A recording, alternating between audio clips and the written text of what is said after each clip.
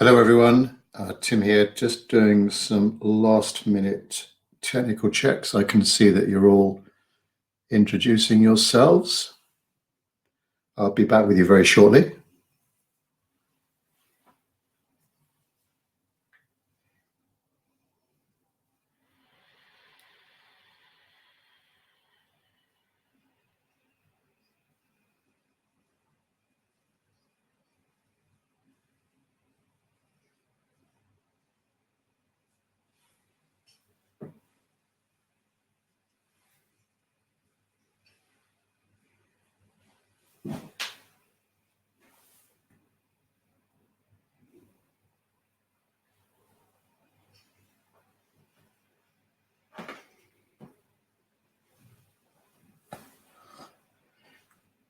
Well, I think the technology is holding together. That's a good sign. Hello everyone, this is Tim Wilmot speaking, and welcome to my demonstration and paint-along experience for April, late April. So anyone who's been on my previous online workshops will know the format. I've chosen a subject to paint beforehand, and over the next hour and a half, couple of hours or so, I will demonstrate my watercolor painting process to you and answer any questions you may have along the way.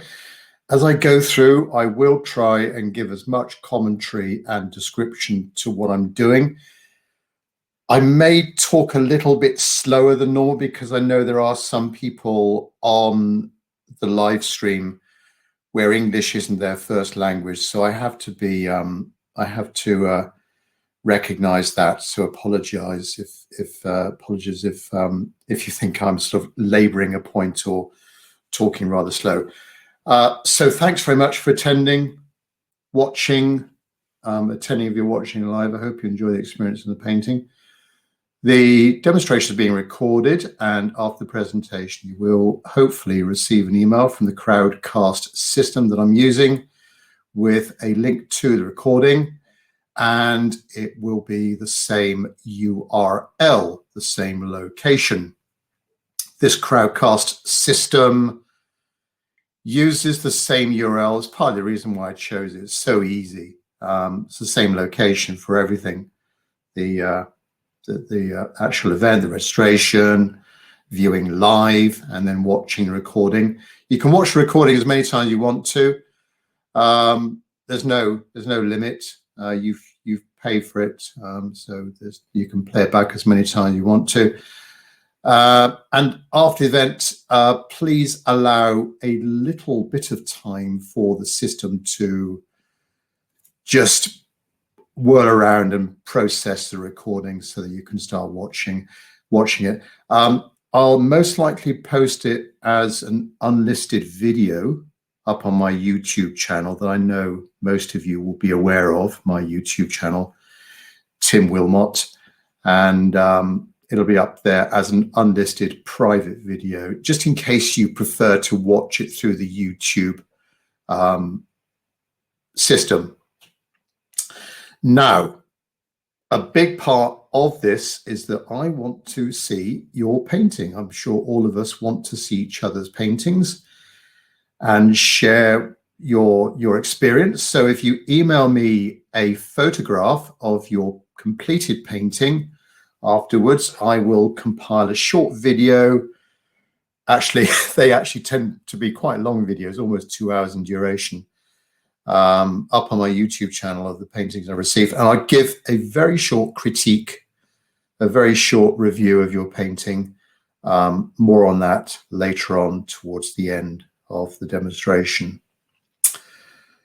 So the audio part of this demonstration is one way only. Your microphone is on mute. If you've got a question, please click on the Ask a Question button and type it in there, and I'll do my best to answer that when I reach certain stages of the painting.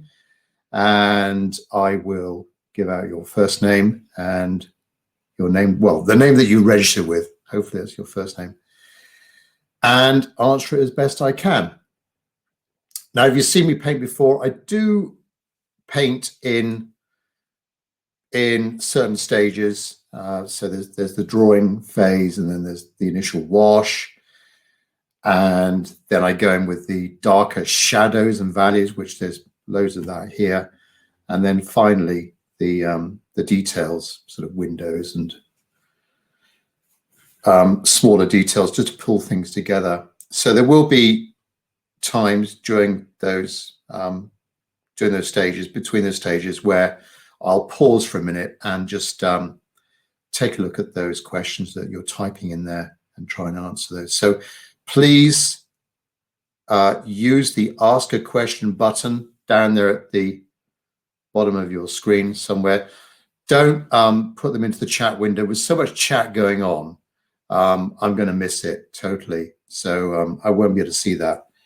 So please use the Ask a Question button. That'll be great. Rest of the interface. You've seen the chat. I've mentioned the Ask a Question button.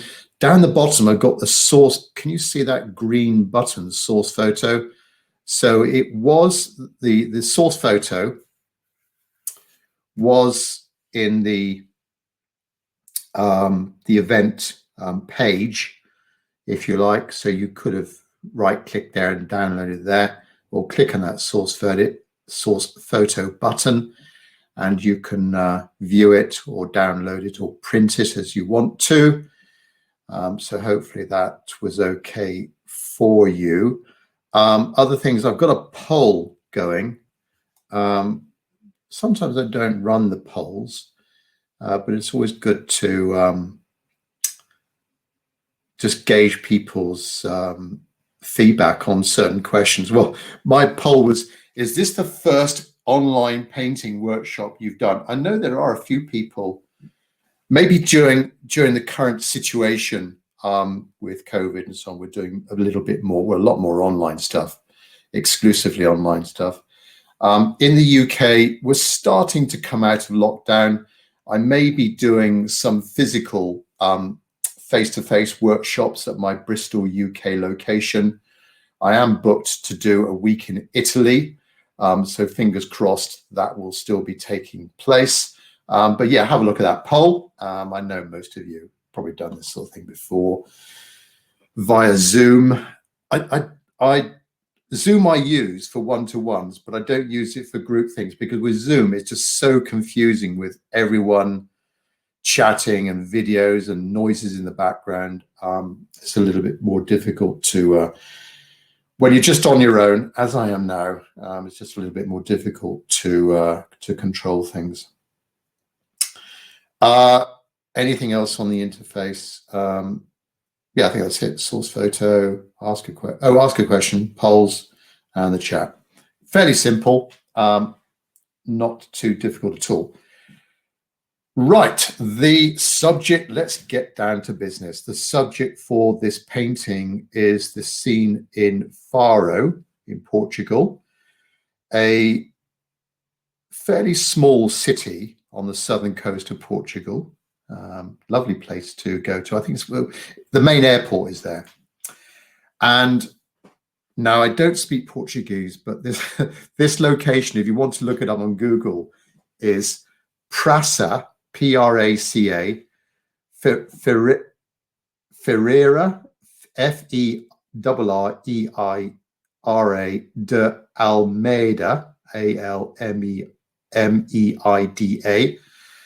A little square. That the sea is that way, inland is that way.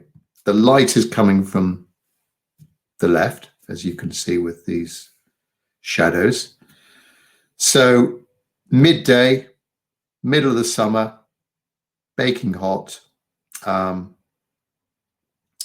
lovely city to visit. Not touristy, it's very much a sort of local city. But I thought it could be a good subject for concentrating on today, on this event, loose painting, my style of loose painting. So if anyone is just finding their painting style is just a little bit tight, they want to loosen up, get a more of an impressionistic feel to a scene, then hopefully this subject will be for you. And as I go through, I would try and share my tips, my own personal tips for loose painting. I'm not the loosest of painter. I'm not abstract. I'm not totally impressionist, but I'm sort of in the middle, sort of representational and impressionistic, sort of I'm kind of sitting on the fence there. But this may be your sort of style, or it may be something that you want to aspire to. So this little square in Faro, and the first thing I would say about loose painting is sometimes the simplest of scenes can be best. If you've got a very complex scene, imagine if there was complex architecture, or we were painting Venice or something like that. That would be so difficult to do in a really loose way. There are some artists out there that do a really good job at doing that, but I personally, I find it difficult to do that. So sometimes the simple scene is best. Also, I am standing up. I normally paint standing up. I very rarely sit down. I find with my board here, me standing up and looking down at the scene, I'm at a higher angle and sort of at right angles to the painting surface. And for me, that works best. If I was sat down here, then I would be looking at a funny angle, if you see what I mean. And I would be closer to the action as well. My eyes would be closer to the action depending on if I'm stood up. So stand up if you haven't tried it already. Right, anything more to mention about the scene? Simplify the scene. So let me just highlight the main details here. This lovely old building coming down from the left-hand side, the square here, quite a symmetrical tree, lovely tree. Not sure what sort of tree this is. Might be a jacaranda before blossoming, possibly. And then some silhouetted bicycles under there. Maybe somebody sat down on a bench, or a few people sat on a bench. There's a street going up there. Too much detail. We just want to think about main shapes, main objects. So building, tree, cars, bend in the road. All right, always a nice thing to have as a composition, a nice sort of sweeping bend in the road. Let's see if we can get that in. There are some very attractive bands on the tiling in the square, and these round bollards, I guess, stopping people parking on the square. I may or may not include that. I'm thinking about down here in the bottom left corner. Now, these two cars here, ignore those, all right? Ignore these cars here, too much detail. These cars, we can only see a part of them. So, you know, too much detail. But imagine a dark shadows coming from the left. This is a square. There will be buildings on this side. They'll be casting a shadow across. Maybe we have some extra cars here, which I did do in my practice painting. So cars are whizzing around this corner, coming towards us, catching the bright light coming from the left-hand side. I think that's gonna work quite well. Anything else to mention? Oh, well, sky. Very little of the sky to deal with. It's just a thin slither at the top. Lovely architectural details catching the light up there. These sort of finials and a chimney there, and some sort of apex rooftop there. Quite nice, that light against the dark. Right, so that's the scene. Fingers crossed you've been able to download that okay from the source photo button. Let me just go through my materials. So paper, I'm using, personally, I'm using Saunders Waterford, but to be honest with you, any decent watercolor paper will do. Stick to the brand that you know and that you're used to and that you can afford within your budget. I'm using, this paper size is 15 by 11. This is cold press paper. It's medium texture, medium roughness, if you like, which is my own personal preference, and 300 grams in weight, 140 pounds in weight. Paints, someone, I think I saw an earlier question, the colors that I'm using. So I've got neutral tint, burnt umber, burnt sienna, yellow ochre, viridian green. Half of these I won't be using for this particular one. Viridian green, cobalt green, cerulean blue, cobalt blue, ultramarine blue, alizarin crimson, Windsor red, light red, cadmium orange, quite a bright orange, lemon yellow. There is lavender down there. I may not be using that. I quite actually like that color for current paintings. So as I go through, I will describe the colors that I'm using, the mix I'm using. A few, three main mixing areas here. Generally, I mix the darks there, cools there, warms here. Off the right-hand side, top right corner, I've got my water container. There we are, metal water container.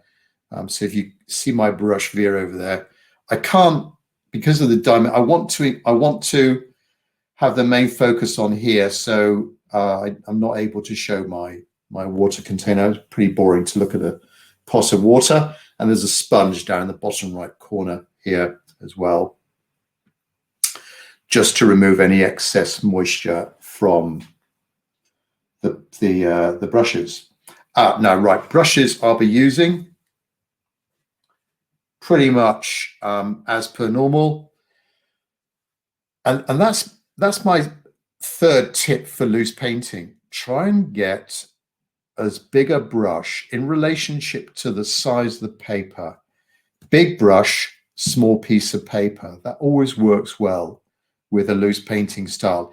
If I was painting this brush on this size paper,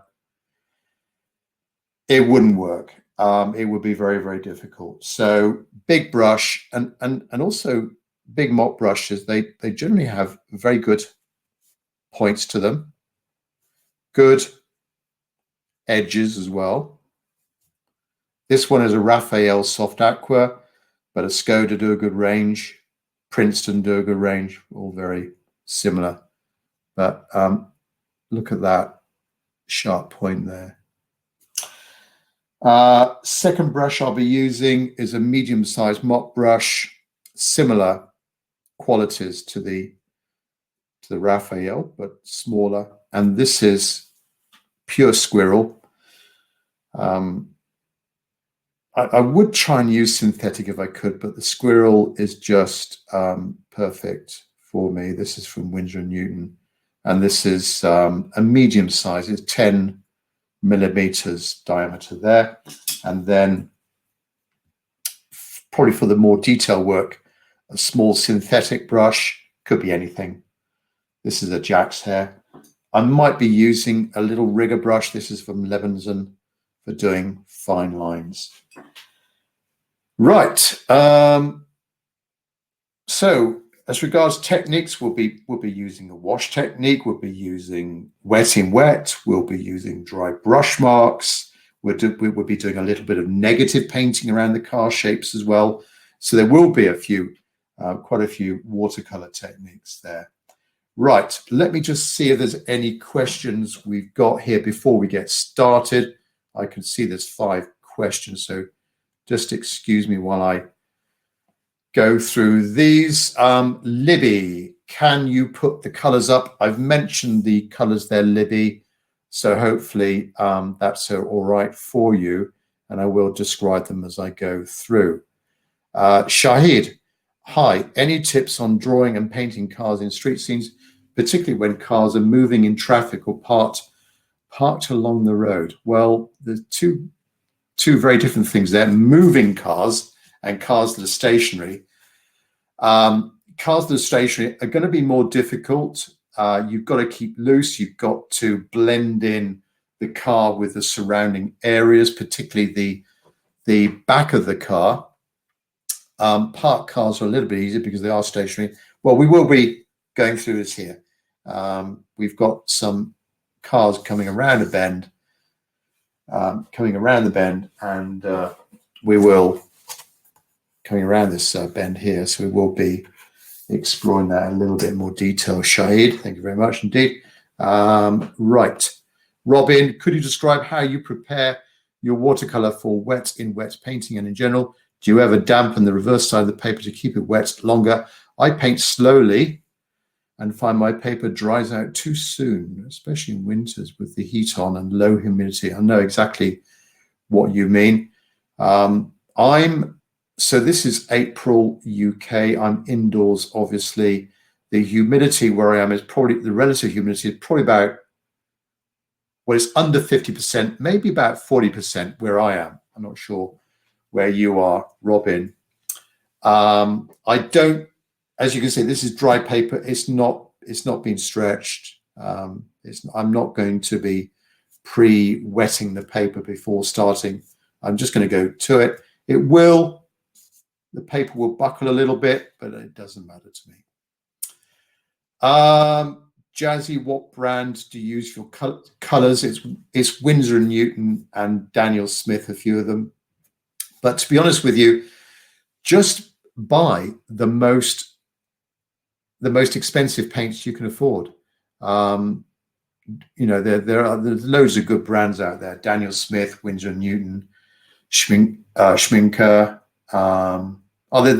There's a half a dozen top brands worldwide, and stick to that brand.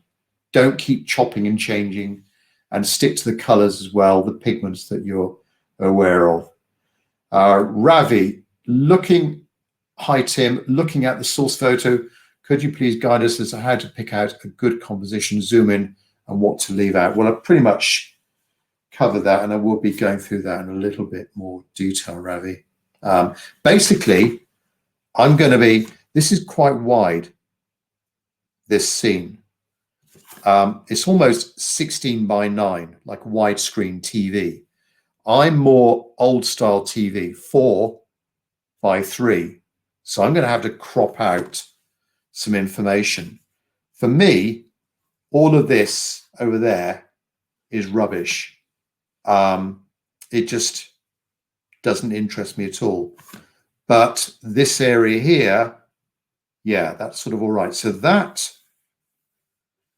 right-hand edge of that building, that's just right of the center of my paper. So that's what I'm thinking about already, is that composition, cropping, removing, simplifying. All right.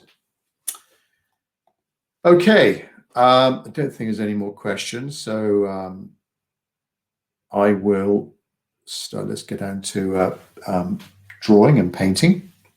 Right. So for drawing, I'm using a 3B pencil. Let's get it would help if I had my reference photo just in front of me. Let me just get that positioned right there. Okay. Now I'm trying to imagine the subject on my paper already, and I'm just kind of tracing in my mind. I'm tracing these lines here. So building on the left, cars coming around, whizzing around the corner of the square. So we're here, and then the tree here, the shadow underneath the tree, and some silhouetted shapes going across to the right-hand side.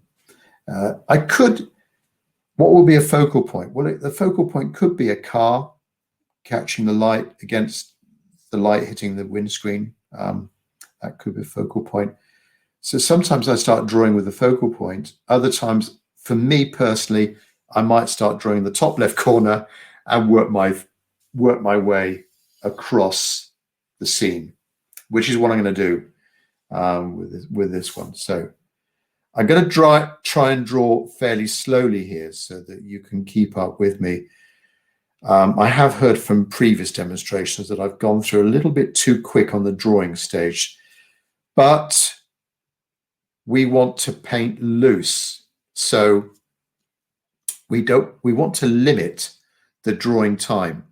So that would be my other tip, is try and limit the time you're spent on, well, doing the whole painting, but certainly doing the drawing. Just get in the main shapes, all right? And then let watercolor do what it does. So I'm just defining the top of the building, and then, as I say, I'm drawing a little bit slower than would normally. So a strong vertical edge to the right-hand side of the building.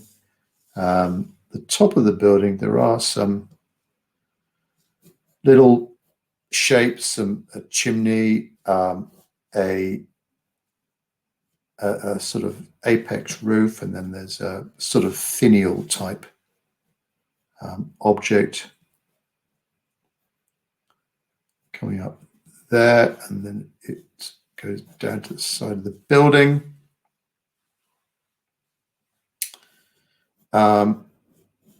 Want to try and make that right-hand side of that building quite interesting, not sort of flat and boring. So a jagged edge, all right, where there could be some signs and lights and lamps coming out from that.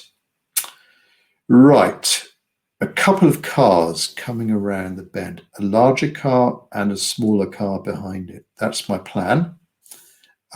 So let's just loosely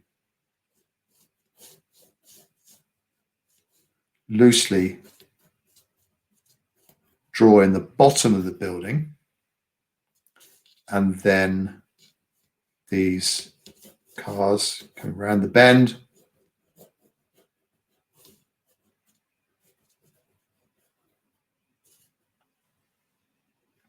So this is the first car.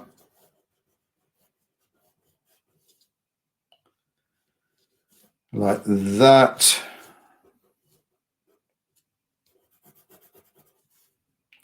And there will be a little bit of a dark windscreen there. And then a car behind it. And the rooftops will be a similar level. Think about perspective here. All right. And back of the car. I'm not sure what sort of cars these are. Doesn't matter. They're just car shapes. And a little bit of shadow coming out from that. So the shadow from this car will come out to the right. As I said, the light's coming from the left. So keep that in your mind as we go through.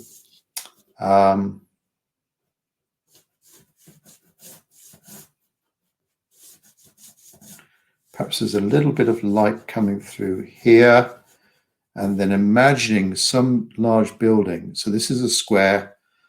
That's one side, two sides, three sides over here. So shadows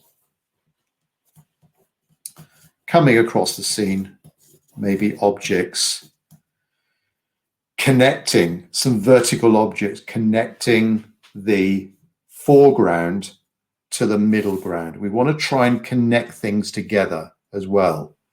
We don't want things in isolation. We don't want a car sat on its own, a figure sat on its own, a shadow sat on its own. We want them to gel together. As indeed, we want that tree back to the reference photo. This tree here, now look how it, annoyingly, it stops. We've got that dividing line here. I'm just imagining a little bit of foliage coming over the side of this building here. I think that would be quite nice to try and connect those two together. So I'm just defining now the rough shape of the outline of the tree, not a pure circle. I know it's quite attractively oval in shape, but just think about the outside of the canopy and the edge that you might have there. All right, so that's roughly the edge. I just did a jagged line. Just let your pencil do the work. Sometimes when I draw, the pencil rarely leaves the surface of the paper. It's just a continuous line. If I was doing it on my own right now, not for demonstration, I would be just doing a continuous line. The tree trunk here, think about angles. That tree trunk is going slightly to the right, bottom left to top right. Wouldn't it be nicer if it was just slightly bending into the scene? I think yes, entirely up to you. If you want to stay true to the photograph, entirely up to you. So let's imagine a tree. So it's forked there, and it's coming down to there. Not much to the height of the trunk for the before it hits the ground. There are some figures and lots of objects here. So there's some tables and chairs stacked up. There's road signs all over the place. There's a bicycle. There's people sat down on a bench here. We can't really see in too much detail. You know, I think that maybe there's a lady here with a blue top and white trousers, cross-legged over the bench. You know, we can't really see too much detail. So just think about just basic shapes. I'm going to have the bicycle on this side. So let's draw in a bicycle. Now with the wheels, think about the size of the cars. You don't want the wheels too big in relationship to the cars. So let's have the bike.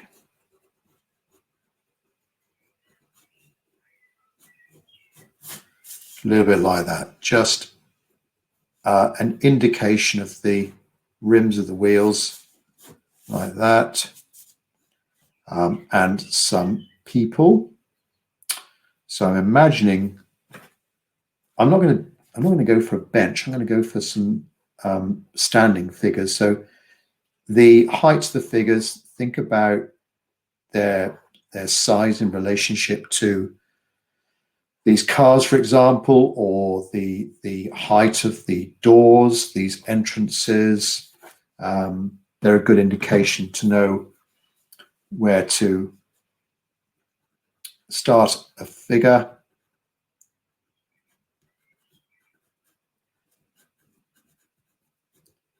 So one figure there, and then another figure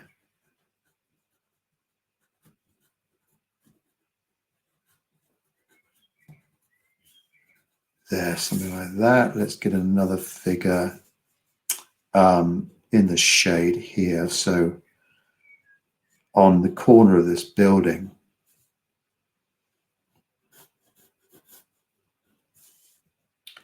Let's get a figure around about there.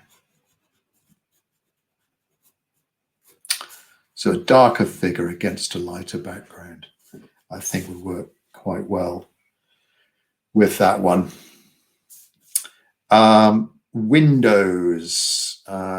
Now, painting loose, I don't want to put too much effort into painting these windows, but I do want to indicate where they're going to be. And there are 3 main windows, quite simple windows here, with these quite bold window panes, 3 doorways. They're dark green. In the city, I pretty much think most of the doors are this dark green color. There's obviously some sort of directive there from the local authorities on the color schemes. Now, it might be quite nice to have some darkness of a doorway against that. So that car windscreen is light. Imagine a very dark door behind it. Going to create some nice contrast between the two. Let's get another one there, and another one there. Again, dark against light, dark, light, dark, dark. There.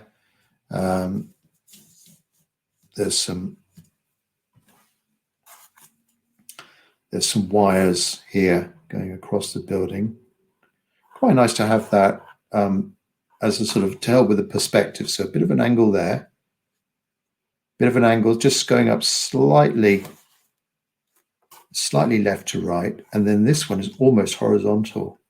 The wires across the middle there. And the windows are right above the doorways. So this one here, let's have the window about here.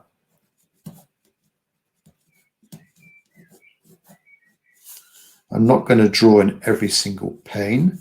Then the second window around about here, just using that as a guide.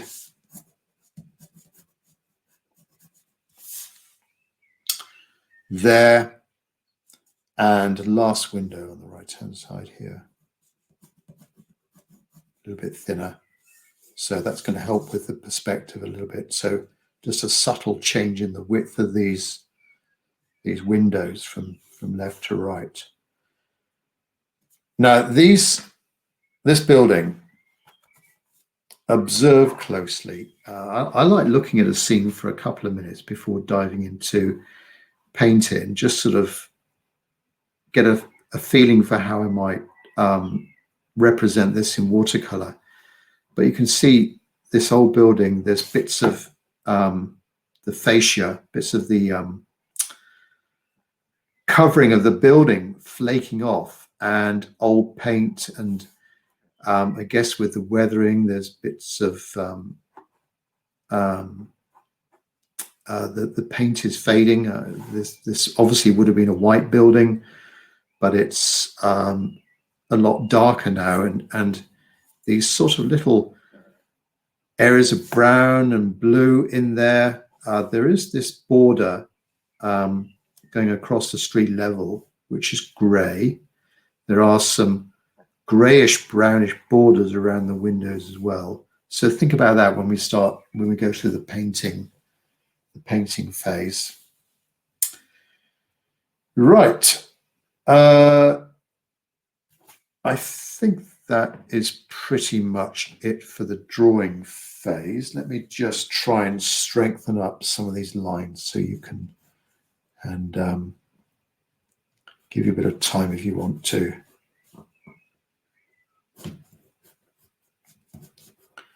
If you haven't caught up with me.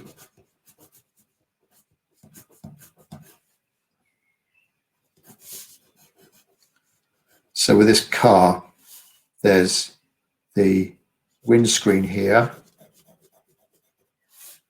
There's 2 headlights. and then the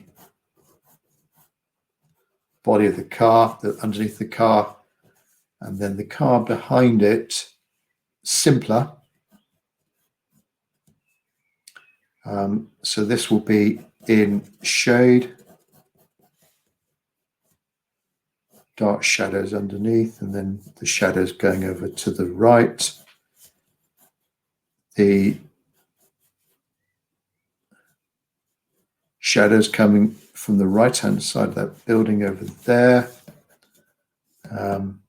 Sometimes we can just see a little bit of the background buildings. If I go back to the photograph, there are some background buildings we can just sort of peek through. It's not too dense, this tree.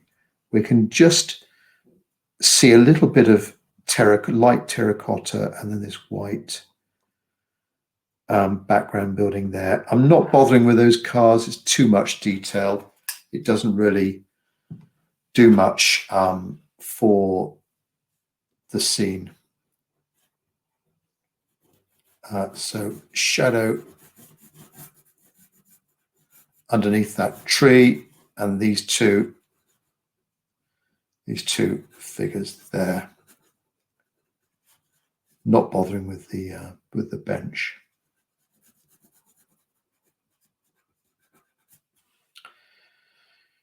So that is the plan. I've probably spent a little bit longer drawing this than I normally would. As I say, with trying to paint loose, I do try and limit my time for drawing of about maybe 4 or 5 minutes on average, something like that. I do find that the more I spend concentrating on drawing details, the more tight I'm going to be, the less loose I'm going to be. So limit the time on drawing. Let me just strengthen some of these lines up here. As I said, I'm not drawing in the individual panes of these windows, just getting in their basic shapes in there. Yeah, so that's it, me done then. There will be some verticals coming up from the foreground. I think if I got figures here, tree trunk, bicycle, then a bit of a gap. Let's have something here. Imagine there's a post or something just coming up from that, so coming up from the foreground. That's going to join with the middle ground there. Right. Let me just, so that's the drawing done for me. Let me just see if you've got any questions, please, before I start painting. So pop any questions you've got into the Ask a Question section. Right. I don't think there's any questions. I can't see any anyway. Oh, Heidi, I can just see in chat. Heidi, I spent an hour and a half drawing this last night. Started over.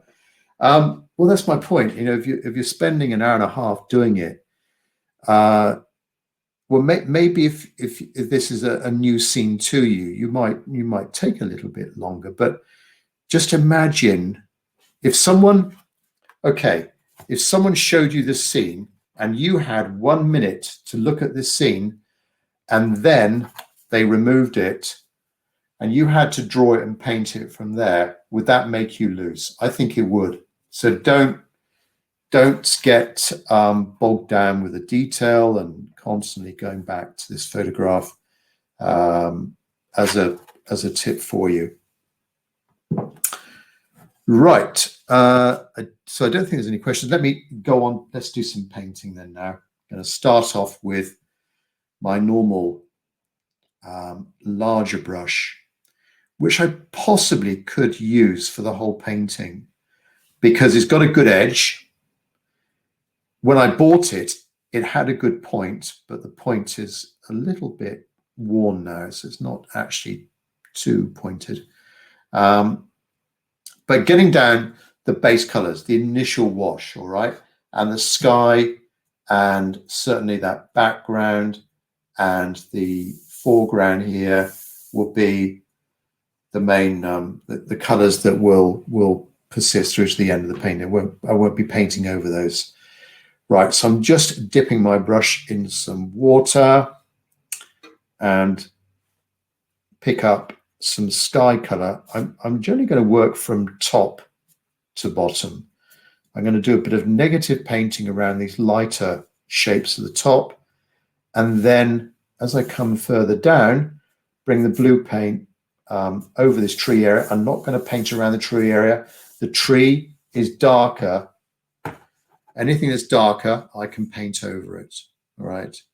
But as I come down, I'm going to change my blue wash into this lighter, like a sort of terracotta shape, and then just continue covering up. My objective here is to cover up all of the paper except those areas that are going to be bright or white, or that I'm going to have some particular way of painting them. So that's going to be white, these top details here. These cars are going to be white as well. So big brush, and just pick up some cerulean blue and a little bit of cobalt. Now my pans here, they've got an open side, so I can quite easily drag my brush across, left to right, across these colors, just to pick up the right amount. And I've only got one go at this, so I want to make sure the colors are just right. I often spend more time mixing than actual painting, which I'm doing now. So I want to just make sure I've got enough. I'm doing a pretty much 50-50 mix of cerulean and cobalt, but there could be a little bit of lavender in it. There's a bit of warmth in it. Pick up a bit of alizarin crimson, something like that. And then, now, you could, I very often hold the brush like that, rather than like that, closer to the brush hairs. Just excuse me, there's a brush hair escaping here. There we go. So that's another thing to be aware of, is where do you hold your brush? These Raphael brushes, they're quite nice to hold them there. You can be very free in your painting. Whereas if I'm holding the brush like that, I'm more likely to be very precise with my lines, and that will lend itself to a more tighter style. Let's pick up a bit of alizarin crimson, a bit more alizarin crimson. Right, so let's get in the shape of this.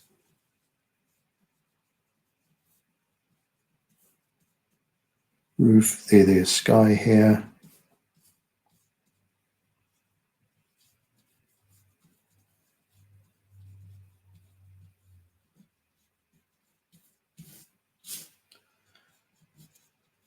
So down to the right-hand side, continue over like that. Now we'll dry a little bit lighter than that. Might have gone a bit too dark there, but we'll see how we get on. I was mixing too much. Building, it can be anything. I just want to cover up the paper, so a bit of burnt sienna into that sky mix, just to cover it up.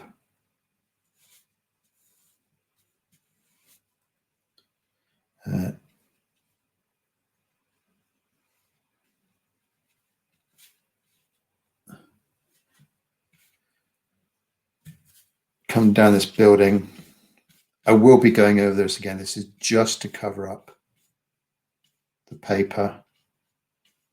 Paint around these two cars. Get a little bit warmer as I come down. So I'm mixing in a little bit of, well, anything warm on your palette, bit of orange, light red, something like that. Talking of warmer color, let's get in a bit of a warmer color in the background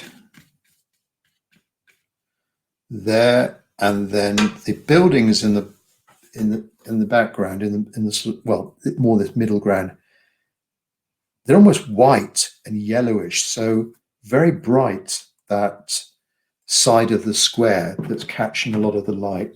So let's be very weak with the colors, and a bit of yellow,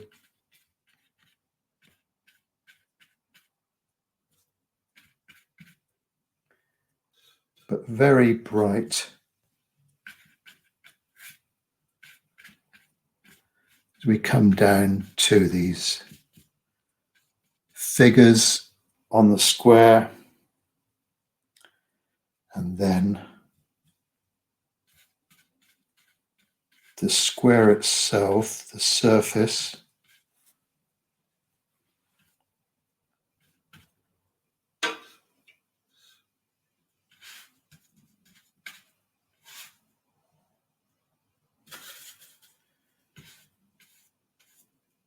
Bit of alizarin crimson, I think.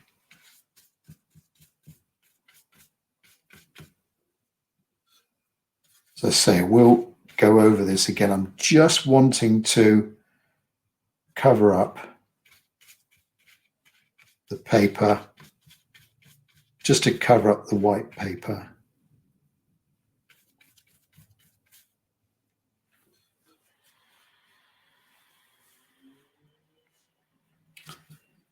And continue over. So I've gone a little bit warmer with the square.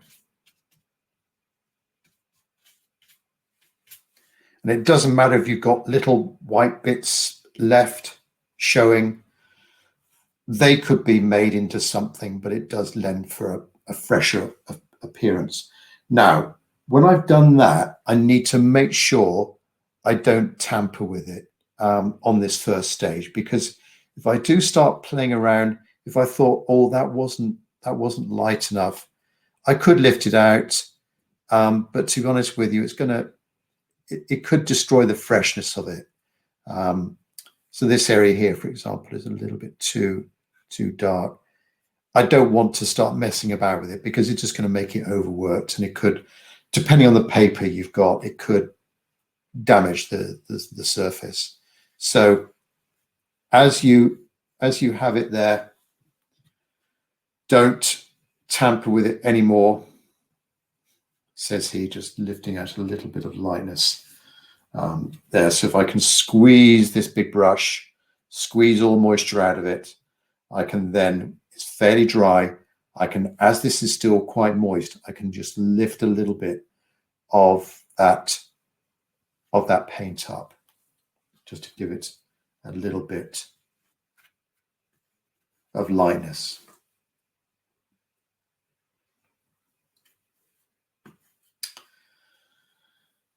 So that is me done on that initial wash.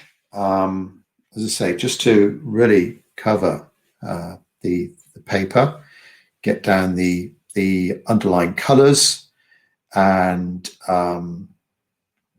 a lot of this won't be painted again. So that sky won't be touched again. This road surface, apart from shadows coming across, that won't be touched again either.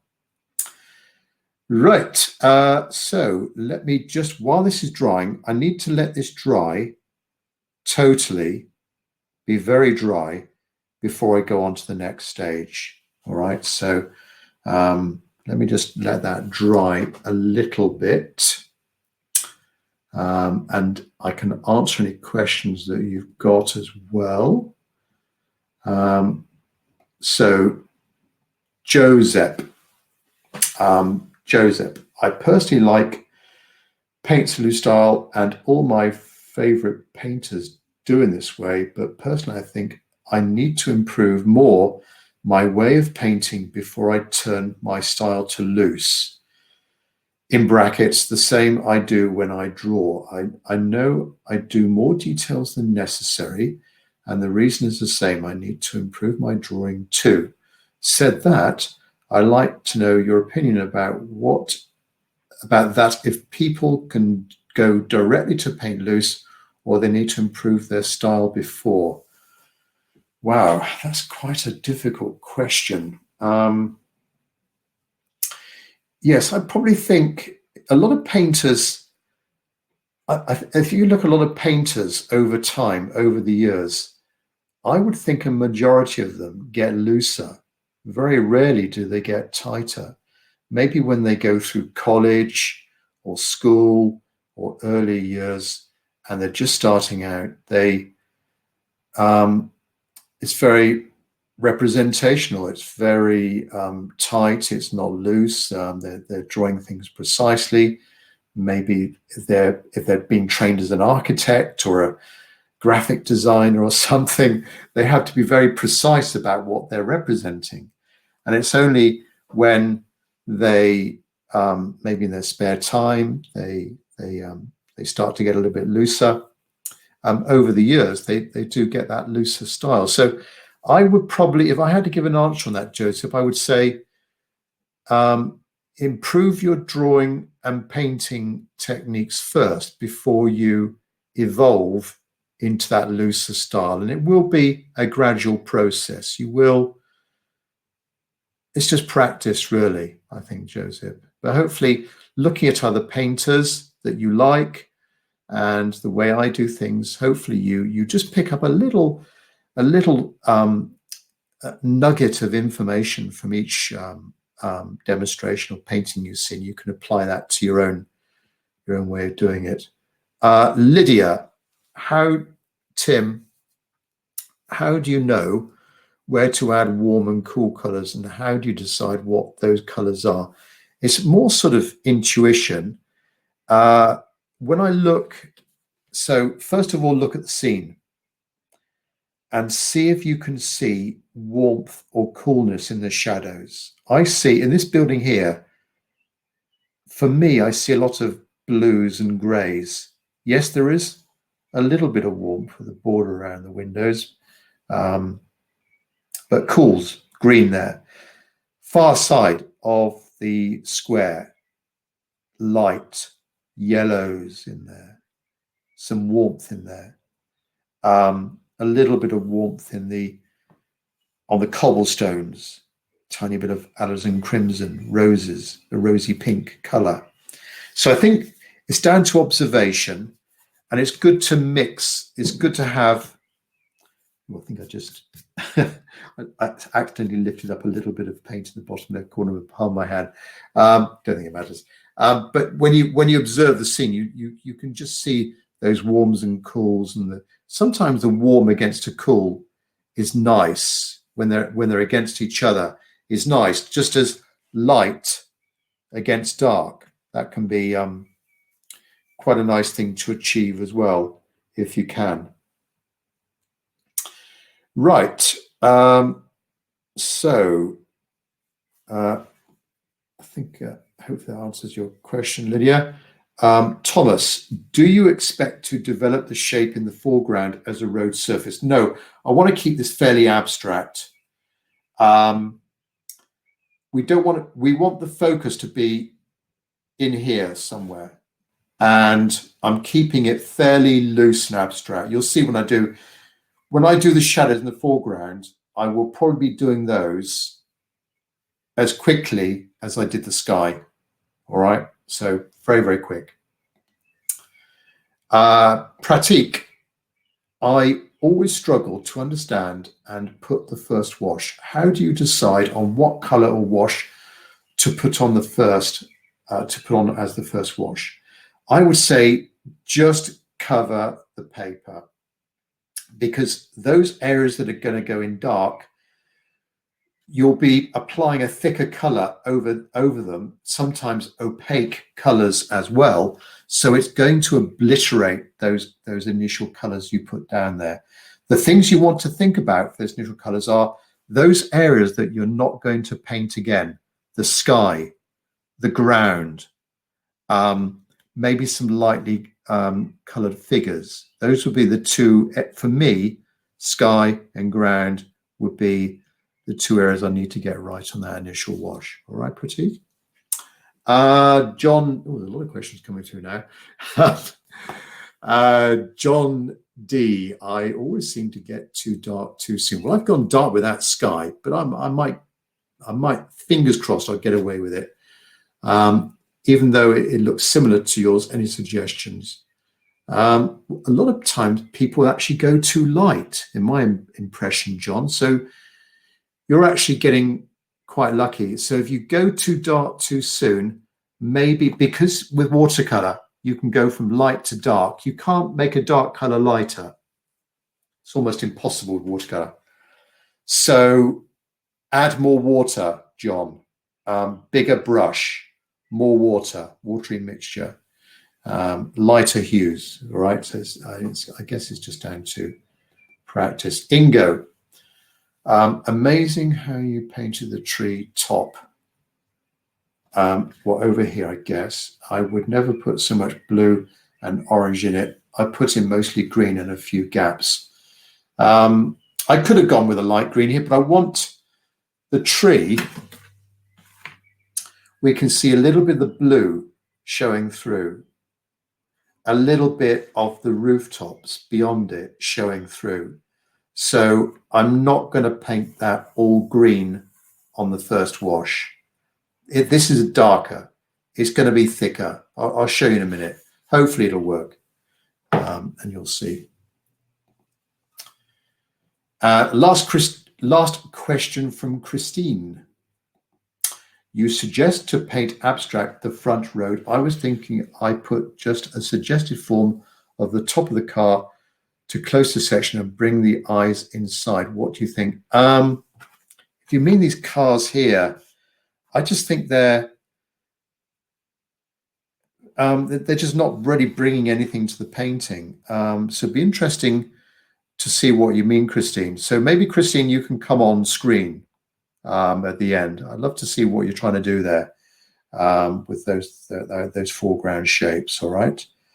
Yeah. So just a reminder, if you would like to show us your painting at the end on this session, I will push a few buttons my end, and as long as, of course, have you got a camera on your whatever device you're using? You've got a camera and microphone, then we'll be able to see you and speak to you and see your painting. Let me just dry this a little bit more here. So just a bit too damp at the moment. Excuse me, I'm going to be using my hairdryer here, so excuse the noise.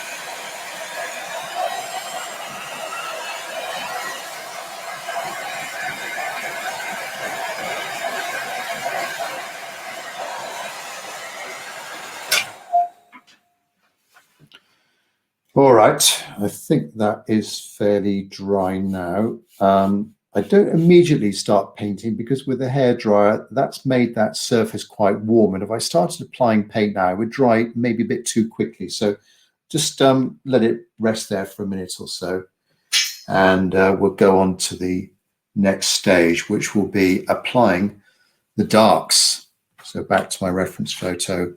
I'm going to start with the building here and gradually come a little bit darker down towards the bottom, connect in the cars coming around the bend, and then do the foreground shadows and the car shadows, and then I'll turn my attention to the tree and the foliage and the shadows under that and some of the figures. And then maybe we'll take a little break then, just to see if you've got any questions before I go on to the final detail stage. So just touching the paper, it seems to be fairly dry to me. So next brush is again a mop brush, a soft brush for me. That's my own personal preference.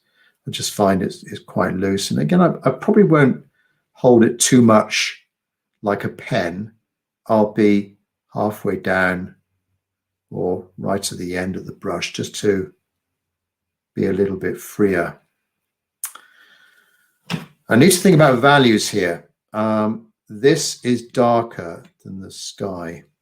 I've gone quite dark with that sky. So maybe my shadows will be similar to that.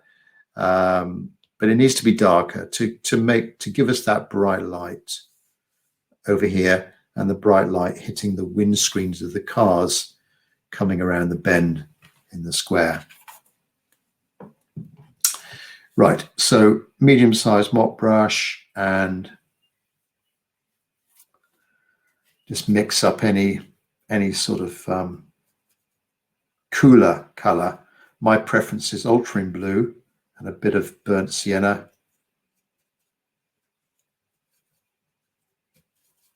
All right, and I think it's going to be fairly cool this side.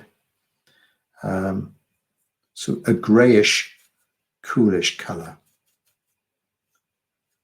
So it's pretty much a 50-50 mix of burnt sienna, ultramarine blue, and just test it in the top left corner. Yeah, that looks all right. Now, as I come down, I will just alternate the ratios of these colors.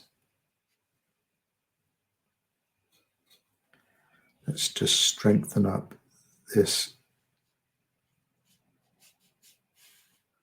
shadow there. Some details on the structure above.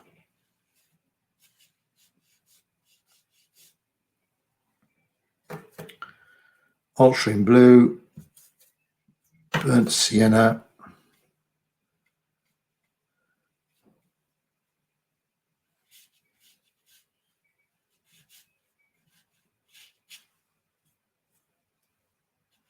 now this little finial structure here has some shadow on the right hand side.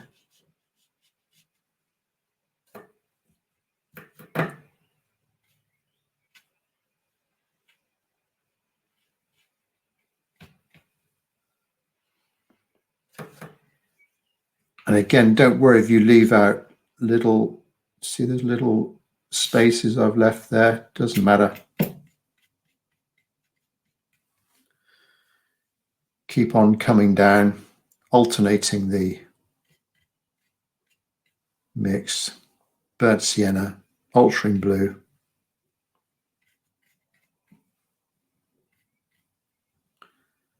And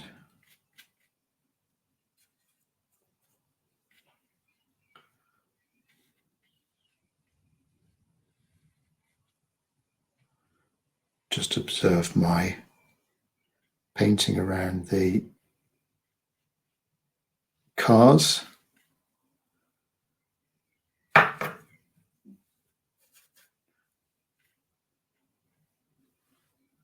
right.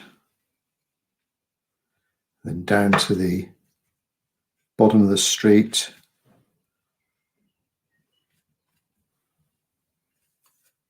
Pick up a bit of neutral tint if you want to go really dark.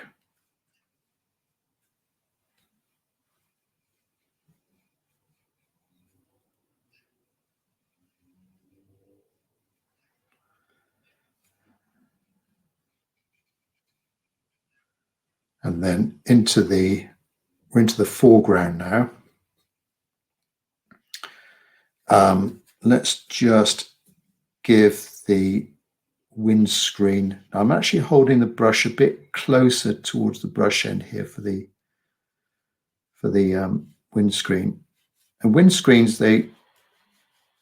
they're quite complicated. They're taking on all sorts of shapes and reflections around them, so they can be quite tricky to do. But just keep it nice and loose. Now, detail for the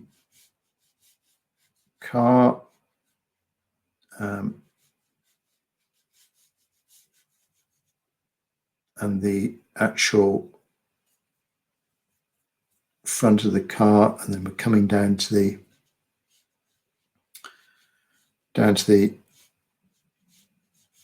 road.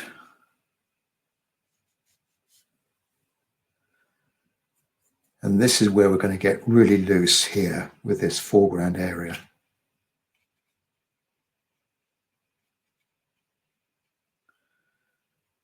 Because it is the foreground, it's not really important. So maybe a bit of red. Have some fun with some colors. Bit of cadmium orange. Could be anything down there. A reflection of something. And we'll just continue on these shadows going over to the right. And maybe get a bit lighter as we go over to the right. And also with the brush, quickly drag the brush across the paper to get a soft edge. If this was wet, if this was quite moist now, we could get a soft edge. But as the shadows go in this direction, we want them to be lighter and a softer edge. Something like that. Okay.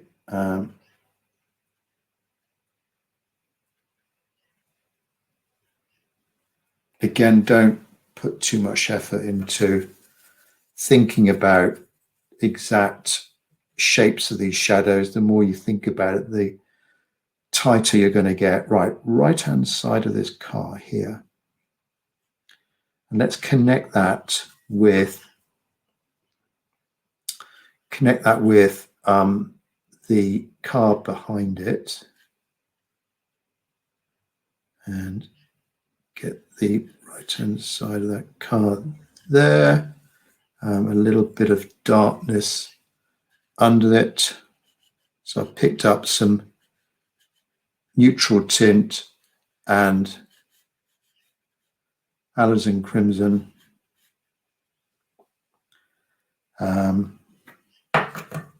I need to continue on down the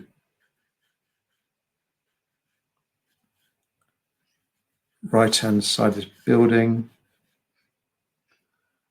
and this figure.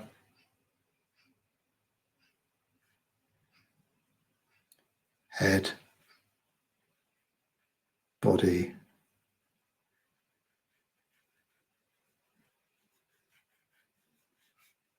and shadows going over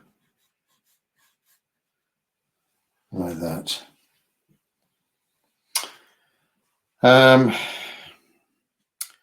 With this building, now there's lots of go back to the photograph. All this sort of paint falling off, exposing the wall, bits of blue here, could be mold, could be all sorts. That'd be quite nice to put in there. I could pick up while this is still damp and moist, it's got to be damp and moist. Small brush, and just pick up a little bit of something. I've just picked up a bit of cobalt here and just go over it in some strategic areas.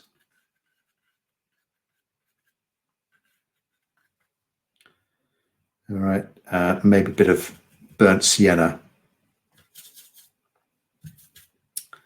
A bit of burnt sienna picked up, and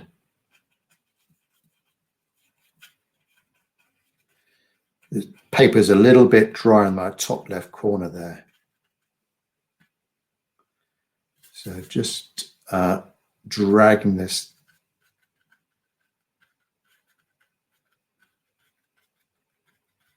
down. Not too much, all right? Don't want to overdo it, but just in some areas, and you're going to get this sort of softer edge appearing in there. But that hopefully is starting to make it look like an old building. And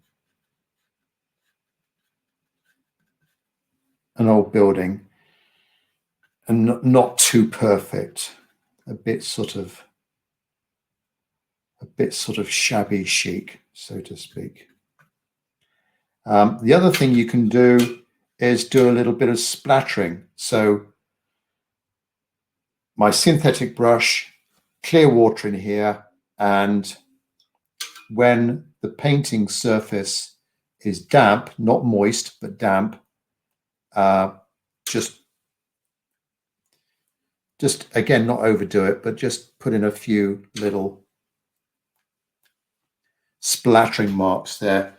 Tapping the brush against your static finger can bring up some extra qualities. I could now, while this is still damp, just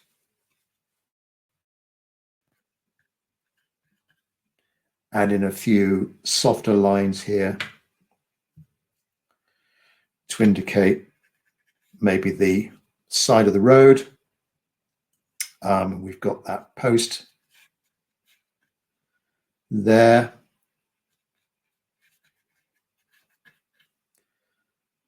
There we go. Right, so I'm fairly happy with that. So that side of the painting. Now this tree, let's get this tree in. Let's use my medium-sized mop brush and mix up a fairly thick, intense, rich green color, which for me, I'm going to use this lemon yellow here, bit of ultramarine blue.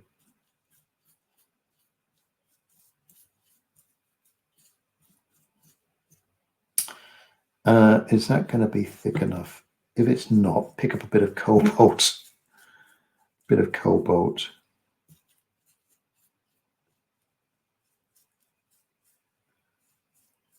Mixing, trying to make sure I got the right intensity of green. Now, not too much water on this brush. Okay, and it's almost dry. And in fact, there's actually a bit, for me, there's a bit too much moisture in that. So starting from the canopy,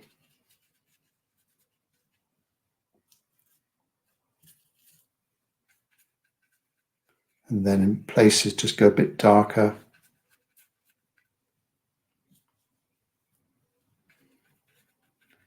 Connect with the building. If I want to go darker at the base of the tree, then mix in a little bit of blue. And I'm just really, with this brush,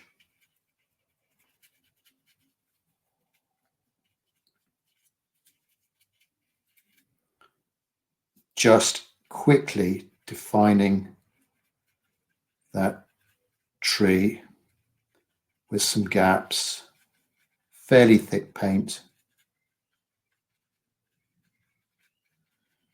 fairly erratic brush strokes and directions, like that. Okay. Now, tree trunk and some little branches in the canopy. Back to my smaller brush, and let's mix up a tree trunk color. It's quite dark, so colors in crimson, burnt umber, and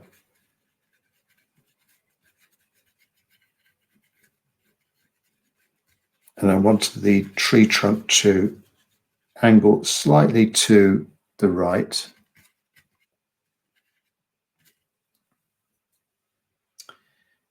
Maybe we can just see a few little tree trunks and branches exposed in the canopy. And then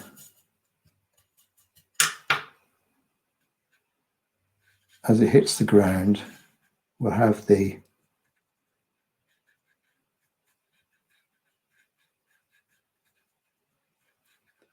bicycle here.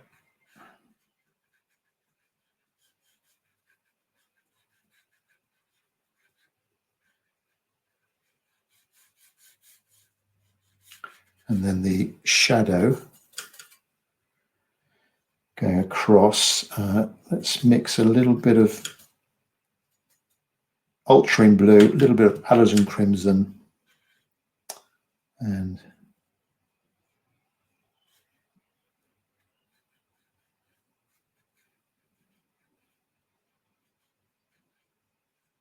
hopefully that looks like a bike. Connect with that post.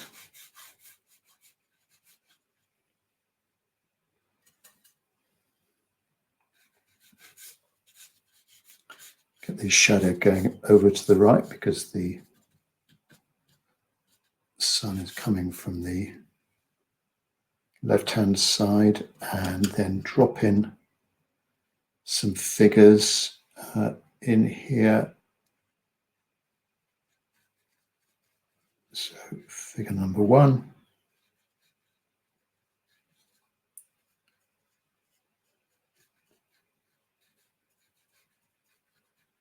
Figure number 2.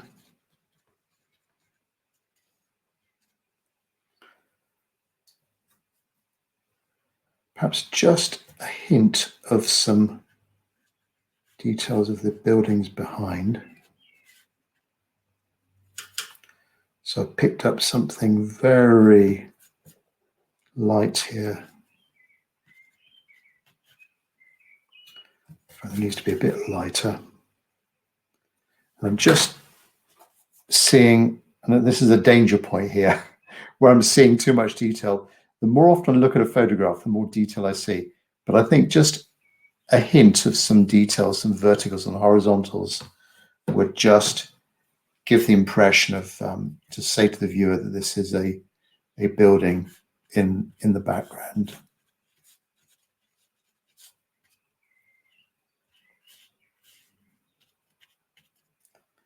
Like that.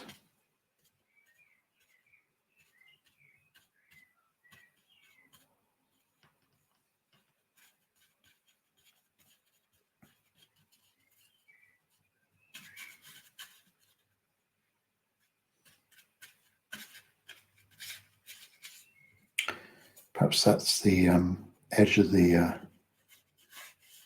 square.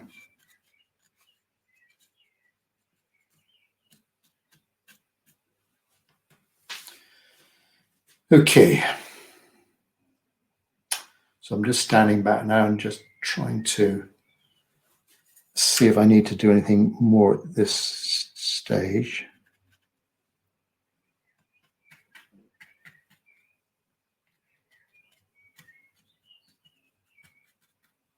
A few little marks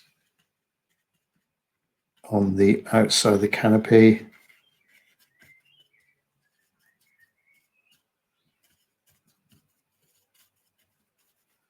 Perhaps something coming over from the right-hand side. Okay, that's it done for the darks and the shadows, pretty much. And make sure I can't see the line of the building there. Right, the next stage, my last stage, will be adding in the darks and windows, architectural details, just firming up some of the details, but not, as I said earlier, not overdoing it. So while that's drying a little bit, I can just see if you've got any more questions, please. Right. So, question from Jennifer. I'm using Hahnemühle 300 gram rough paper, but it seems to dry out really quickly, so the watercolor doesn't merge in the same way mine does. Any suggestions? Well, maybe you could, you could invest in a small little temperature gauge sensor, which will give the relative humidity just to see where you are. You could use a water bottle to keep spraying the paper. Okay, so that produces a fine mist. You could use something like that, or I've used also a nano mister. It's missing the top. A nano mister, which produces a fine mist. I think it's just practice, really. I'm using Saunders. Maybe these papers do. I mean, this paper's still damp. I mean, how long have I been painting here? This shadow, maybe quarter of an hour. This is still, I can feel it, and the paper is still buckled as well. So I could still be adding in details in here, pick up anything, and just, to define something else that's going on there into that surface. I'm not going to do too much, otherwise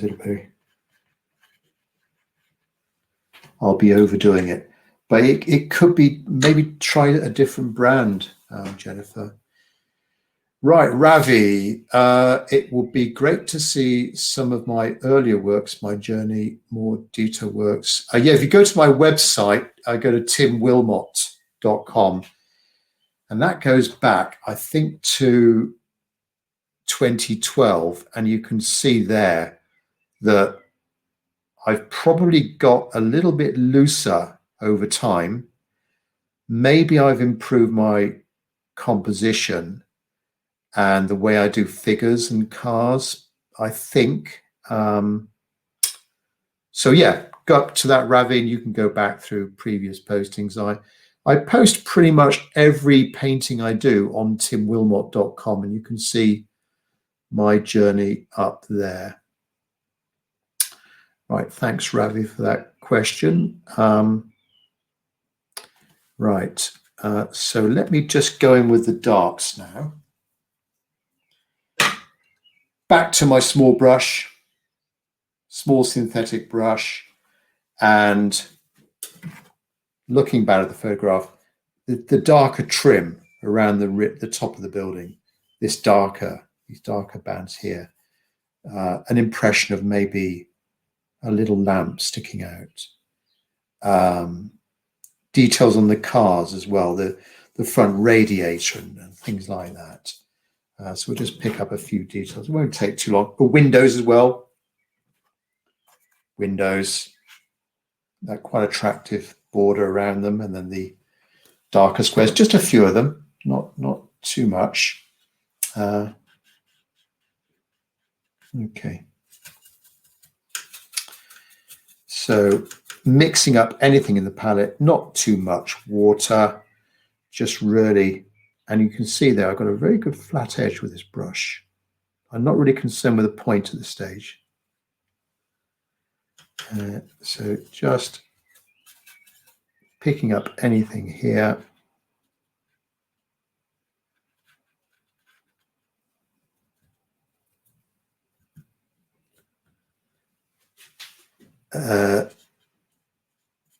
Detail across the top of the building, neutral tint, alizarin crimson, not too much water.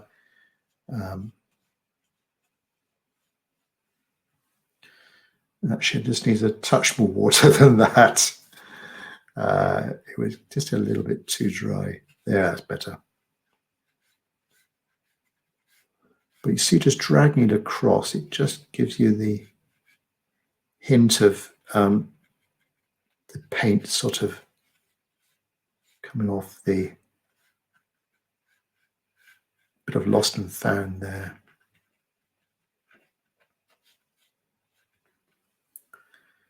And then the details going down the side of the building.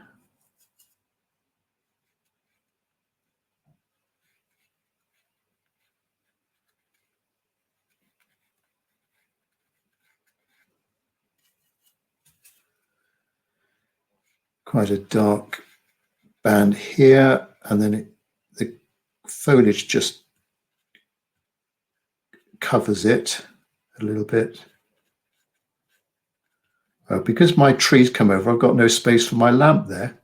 What a shame. But we can just sense what's going on. Like that. These power lines going over the middle, across the middle, almost horizontal,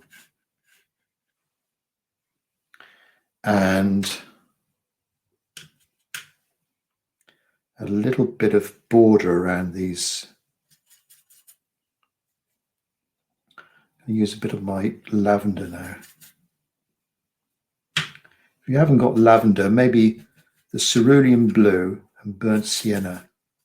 Oops, cerulean blue, burnt sienna. See if that gives it a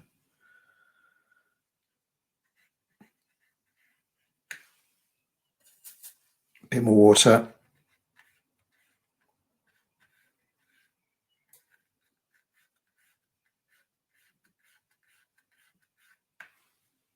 Just a few of them.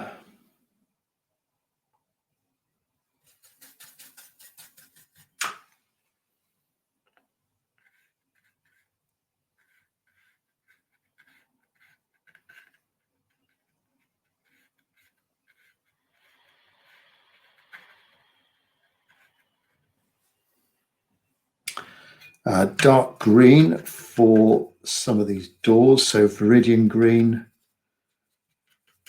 burnt umber or burnt sienna.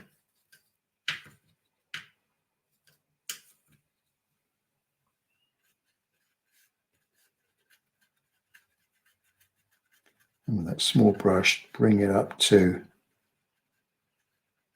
the edge of the car.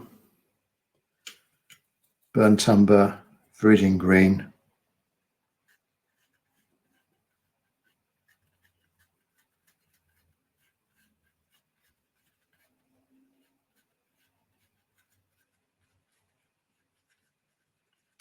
These are sort of doorways, I think.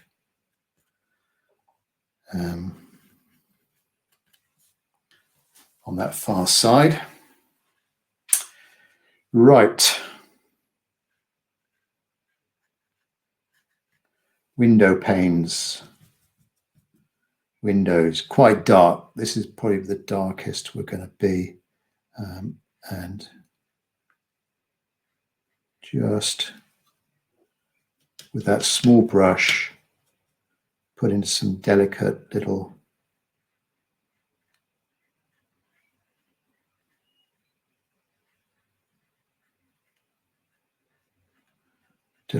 window panes.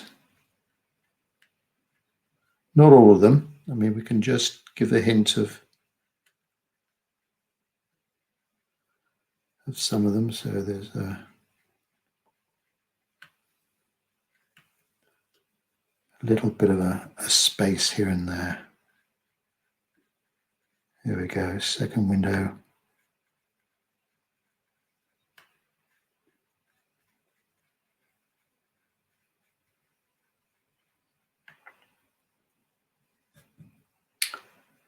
Neutral tint, any dark color.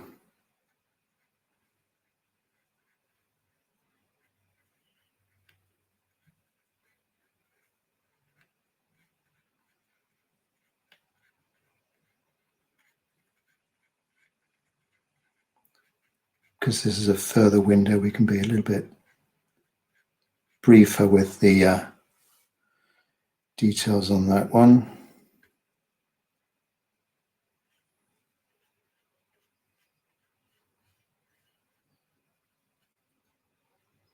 Perhaps a bit of a border around that door frame.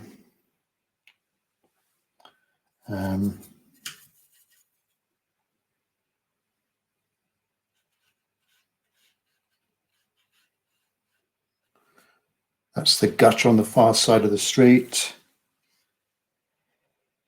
We can add a bit of a front radiator to that car. Wheels. A face here.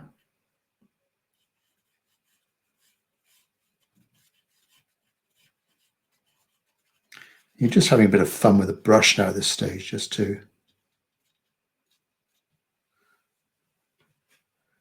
strengthen some areas up, but not too much.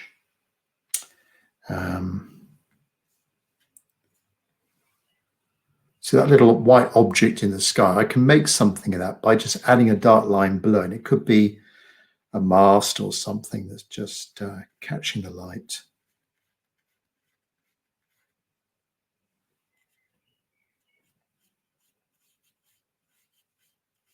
Just dragging some of these colors down.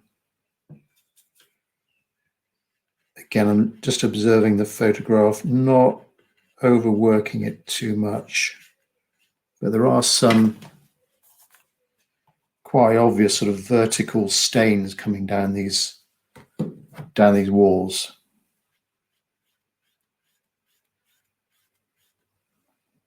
There we go.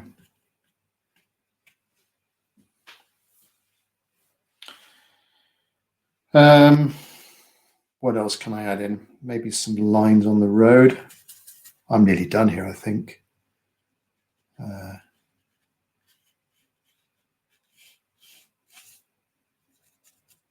Want to keep that area fairly bright and not too detailed, so I'm conscious of not overdoing it.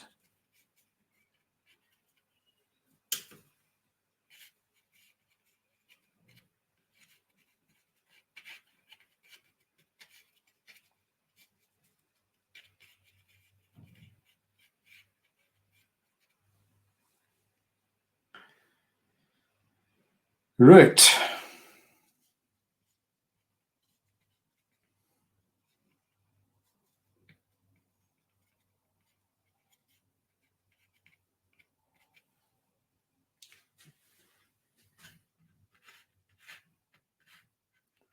This is the other thing about painting loose, is knowing when to stop. I just keep, a scene like this, I just love it. It can be very difficult to know when it's the end. I think I'll call it a day now while the going's good. But there we are. My loose impression of this square in Faro, Portugal. Right.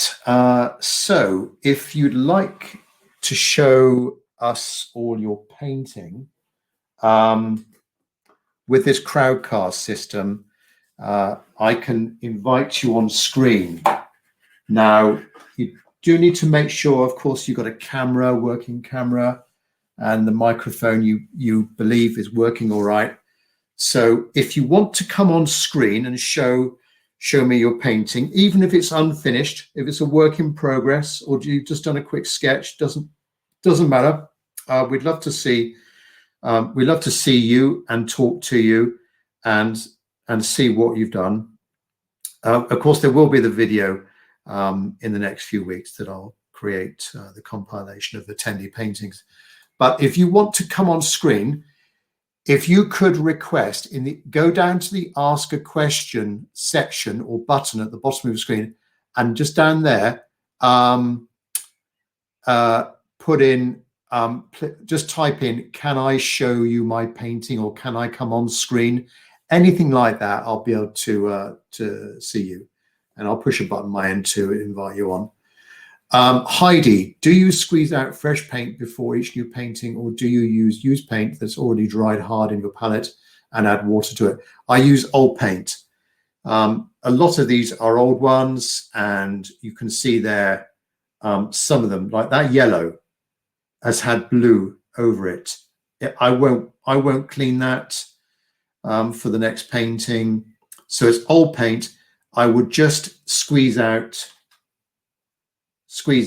new paint into it, just a little bit to cover, the small corner of the pan, if it goes a little bit low. All right. Anne-Marie, do you ever use a small flat brush for things like window painting? Yes, I do sometimes. Have I got one here? Oh, there's a small one. Oops. So I've got a table to my right-hand side here. There's a small flat one. This is from Raphael again. But yeah, if this would be too big. But I used to use a flat brush for everything, and yeah, you could do that. A small flat brush like that. Just strengthen up some of this area here.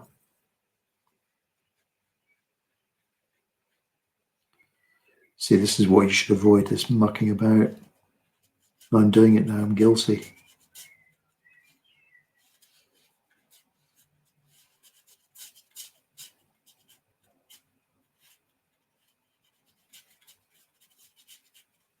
There we go, not more. Hide the brushes, put them away. Don't tamper with it. Right. Oh, Pete Reeves is going to come on screen and show us his painting. Peter is always the first to show his painting. Well done, Peter. So I'm going to invite Peter on screen now. Here we go. Peter, you know the score. You'll get a prompt your end to give me permission. Or give me permission for us to see you. Here we go. Hello. Oh, hang on a second. Hang on a second there. Hang on. I can see me. I have microphones. Yes, can you hear me, Peter? Yeah, I'm doing well. I think it's come out dark, but actually, I don't know. I think that's lovely. You've got just the right amount. I think the values are right, and just the right amount of darkness. I think you, on previous occasions, Pete, you've gone a larger paper size than me, but I think you're similar. You're a bit smaller this time, aren't you? No, it's the same. It's a larger yours, but of course I've got nothing over here, so it's a bit. No. I could just like crop it. Yeah. Let me just. I think the middle car is pretty good. Yeah, that's good. Yeah, but there's just no details. Yeah, maybe some tire marks or a thicker post, or maybe some detail on the right-hand side, the distant buildings, some horizontals. Yeah. All right. Yeah. Lovely. Thanks. Yeah, well done, Pete. Thanks very much. Nice to see you again. Thank you. Right. Cheers.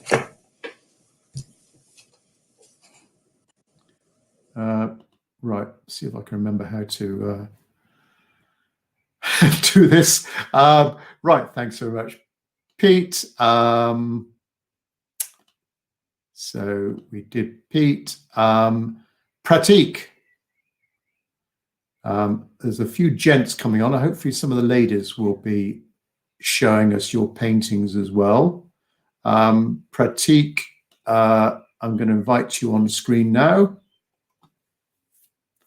Oh, Pete, by the way, is from the UK, so I'll ask you where you're from. It's always good to see where you're from. It does take sometimes a good few seconds for the system to kick into action to see an attendee. Gary, I could see your message in chat. I'll come back to you. Here we go. Here's Pratik. Oops. Hi, team. How are you? Fine, thanks. Where are you from, Pratik?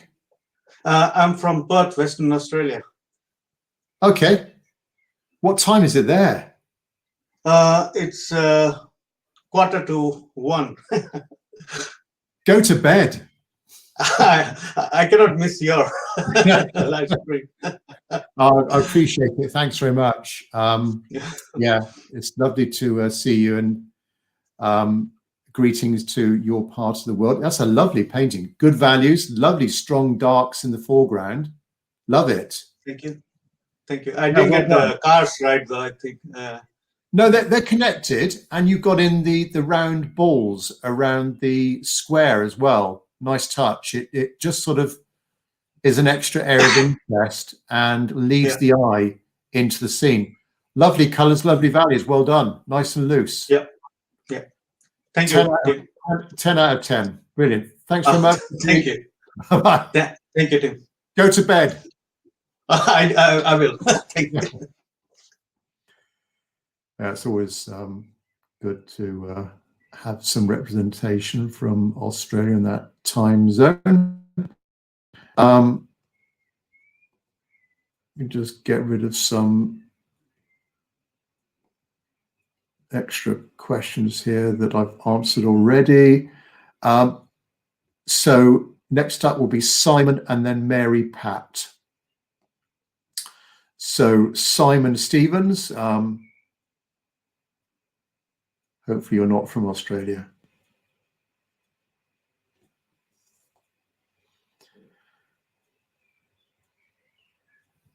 Hi, Tim.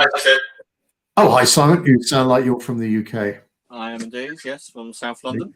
Let me just... oh, lovely. I love the... what immediately hits me is that yellow and warmth in the street against the blue of the... Yeah, very nice. Nice and loose. Yeah, beautiful. You've connected the cars, maybe a bit more shadow underneath that main car. The front car, yeah, but you can't do it now. There's a bit too much light in there, but it's beautiful, nice and loose. Love the colours. The actual square is stunning. Yeah. Thank you. Yeah, I like it, Stephen. Well done. Thanks very much indeed. Thank you. I've really enjoyed today. Yeah, thanks very much. Pleasure. Thank you. You don't need to go to bed. No, I can have my dinner now. Yeah. Cheers. Bye-bye. Cheers. Thank you, Tim. Cheers. Bye. Right. So we've done Simon. Mary Pat. Mary Pat. Yeah, Dennis, will come to you next.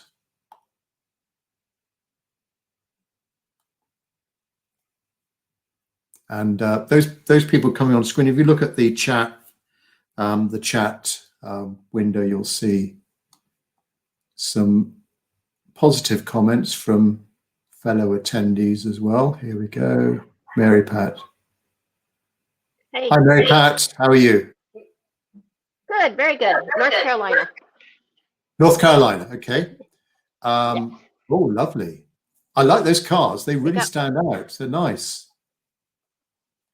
And you've had got trouble. It got dark early. yeah, it works. You did really well there. I like the shadow forming the edge of the circular bit in the square, and those balls. You got in those balls, which I wasn't brave enough to get those in, but you've done really well. And you've got that little bit of light hitting the tops of the balls, and also the irregular pattern of those balls as well. Fantastic. Oh, thank you. Very good. Well done. I've Thanks, had so much fun. Pardon? Oh, No, I just bye-bye. said I have so much fun. Thank you for doing this. Bye. Yeah, no problem. See you next month. Thank you. Thanks, Mary Pat. Bye-bye. Right. Thanks, Mary Pat.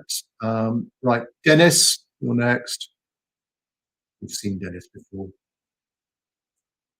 have to remember what state Dennis is from. Oops. There we go. Dennis. Mary Ann, you'll be next.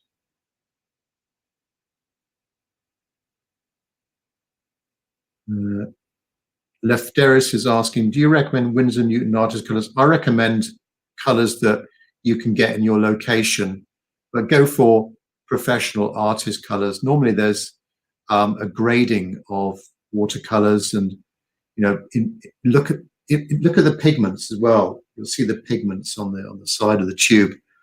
Get familiar with the pigments also. Dennis, you've got we're just waiting for Dennis. Oh, here we go. Here we go. Hang on a second, everyone. Hi, Dennis. How are you? I'm good. How are you? Fine, thanks. Hey, that's brilliant. Those cars are just the right size. Your cars are bigger than mine, but it works. And the composition is brilliant. Yeah, thank you. Yeah, that is top notch. I almost missed you this morning. I'm in Los Why is Angeles.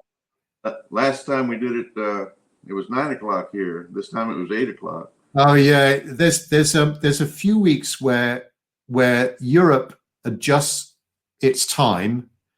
I think the US might be you go forwards maybe sooner than us. It's something like that. And for a few weeks, yeah, it throws me out as well. No problem, but we made it this time. Yeah, we did. Yeah, it's lovely painting. Those cars are brilliant. They stand out. That first car, fantastic, and the windscreen. Yeah, thank you. Very loose. Yeah, Another 10 out of 10. thank you very much. Thanks, Dennis. Have a nice day then. You too. Nice seeing you. Bye-bye. Bye. Right, that was Dennis. Marianne Braille. Oops, Marianne Braille.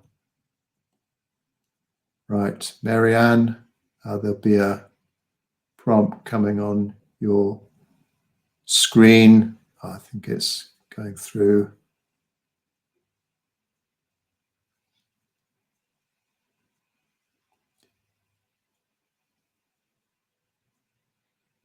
Yeah.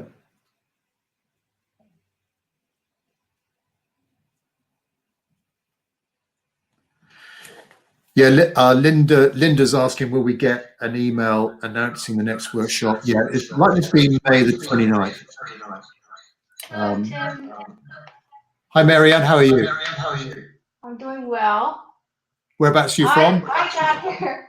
I was 45 minutes late today. For some reason, I thought it started later. I hope you had a note. So I was playing catch up, and I lost my cars. You did well. I love those trees, the dry brush marks, the soft edge of your shadow, the foreground shadows. They're brilliant. And those figures. And you got I thought the two figures were two people sitting on the ground, and then I realized they were bicycles. So I put bicycles in too. No, I can see two figures on the ground. They may be playing a game of chess or cards or something on the ground, or chatting. That's beautiful. Very loose. Thank you. Yeah. Thank you. But those trees are fantastic. Thank you. Thanks, Marianne. Bye-bye. Thank you. Right. That was Marianne. Thank you very much. And let me just see if there's anybody else. Antonio, we're going to invite you on screen now.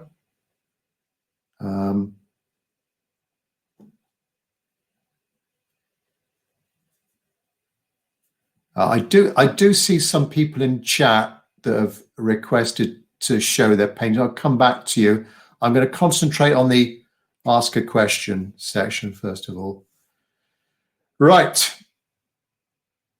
Did I, Antonio, we'll just wait a few more seconds for Antonio, and then we'll go on to, oh, Mary Pat, why did you suggest using only one brand of watercolor paint? I do actually have, that's Daniel Smith, rest of Winsor Newton. That's Shinhan, the lavender. So I do have a mixture, but mostly Winsor Newton. I would say stick to the brand and then just get used to that, because every brand is subtly different, Mary Pat. Right, I think Antonio might be having some difficulty. Let me just see if I pick a few out from the chat window. Oh, here we go. Okay, Hi, Antonio. How are you? fine. Where are you from? Portugal. Oh, right. How do I pronounce this location? Praca with a little Praça. Praça. Have you been Yeah, to Faro? it's in down southern Portugal, so Faro. I'm in Lisbon. Okay, well, it's not Anyway. too far, is it? Yeah, you've got the colours perfect there. I love the loose way you've done the foreground. That tree. Now you've done the tree a little bit different to me, but it works. I like the soft colours in there, blues, yellows, darks. Fantastic. Okay, thank you. Very, very nice, Antonio. Thank you. Okay, thank you. See you next month. Have a nice day. See you. Cheers, Antonio. Thank you. Bye-bye.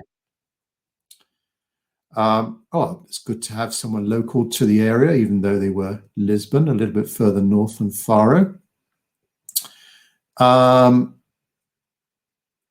So there was Gary. If Gary's still on, let me just invite Gary.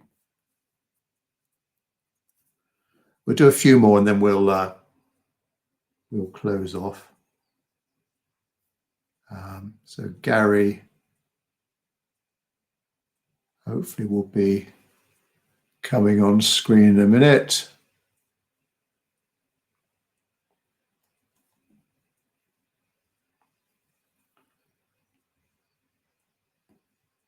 Or there's, next up will be Susan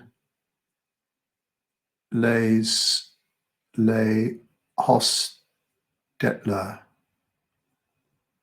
We just have a few more seconds for Gary. Sometimes the system is a little bit slower for some connections than others.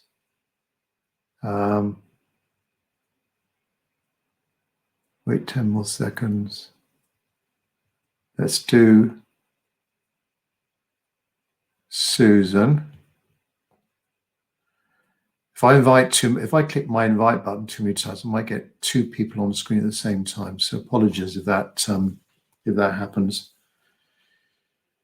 Right, Susan.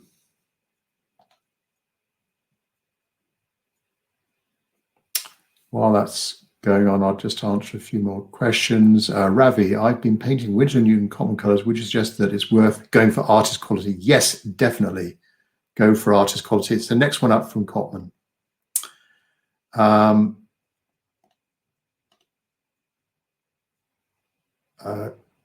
Oh, here we go. Who is this? Susan. Hi, Susan. How are you? I'm okay, thanks. I've enjoyed it. Thank you. That's good to hear. Where are you from? New York, Hudson Valley area. Okay. Right. Oh, I love the blue in there. the repetition of the blue, strong in the buildings, and you've got a lot of foreground there, which really works. I like that. Very, very nice. And that foreground is loose with a capital L. Brilliant. Yeah, you did very well. Thanks very much, Susan. Did you enjoy it? Thanks, I enjoyed it. Yeah, thanks, Susan. Bye-bye. Have a nice day. Well done. Right, who else did I see?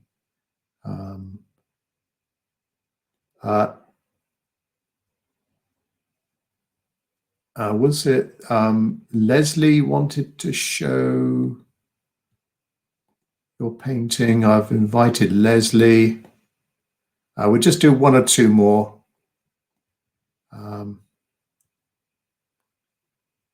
Dan F, I've seen your Brigitte and Carol, right. Pratik, is your palette from Holbein? Yes, it is. Holbein metal palette.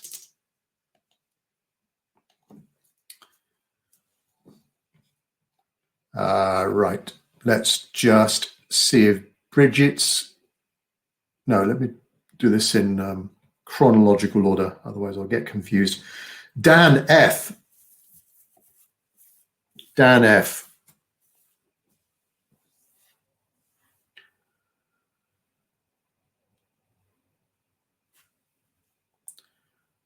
Waiting for Dan F now. Dan's in the US. I'll answer another question while we're waiting for Dan F. I can't seem to get my paint, oh, Heidi. I can't seem to get my paint thick enough. It's Daniel Smith, but maybe it's a bit too old. It's fairly hard. I try to soften it with water. You could try using a water spray just to soften them up a little bit. That works for me.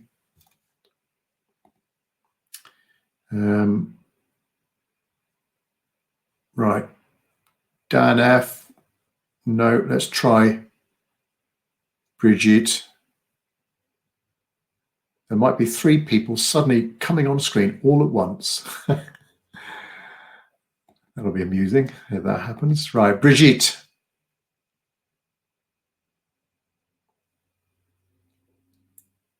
Oh, Brigitte, I think is that. Did I pronounce that right? Brigitte.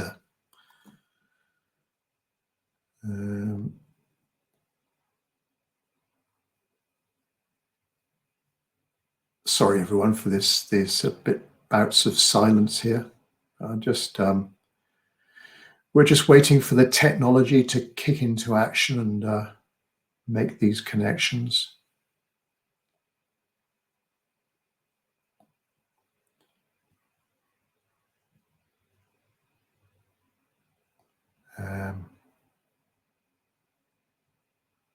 We'll do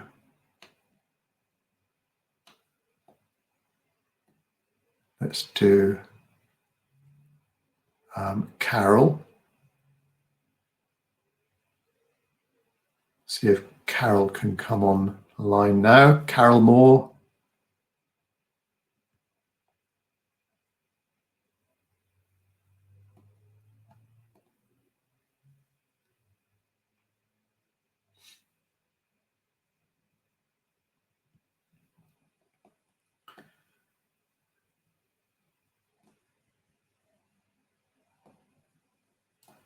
Yeah, so sorry, Dan, Brigitte, somehow the system didn't connect to you. Apologies for that. Well, I'll just do Amy as well. Oh. Carol, we made it. We had the technology. We got the connection going. How are you? All right? I'm in Florida. Oh, Florida is very nice. Nice and dark. Beautiful. Thanks very much indeed. Thank you. Thanks, Carol. Thank you. Bye then. Let's go to Amy. Hi, Amy. Hi, I'm trying to get it to show. Just a second. All right, where are you from? South Carolina in the U.S. Okay. Oh, I love those balls. They really shine. Thank you. And you've got the people sat on the bench and the bicycle there. We've got a little story going on there. Beautiful. Thank you. Very, very nice. Yeah, I like it, Amy. Well done. Thanks. Yeah, thank you. Bye-bye. Bye-bye. And we have Brigitte. Did I pronounce your name okay? Yes, that's fine. Oh, where are you from? Germany. Oh, just go back a little bit. Just stand back a little bit and then up a bit. Ah, perfect. Thank you. Oh, very nice. Yeah, very loose. You got the buildings, you got the cars in right. I like the figures. Your figures are brilliant. Thank you. Yeah, well done, Bridget. Did you enjoy it? Yeah, it was a bit fast today for me. Well, wait till the recording. just managed. Wait till the recording, and have another go if you want to. Yes, I will. Thank you. Thank you very much indeed. Bye-bye. Bye-bye. All right, I don't think I've got any more time now to answer any more questions. So apologies if I haven't got around to everyone.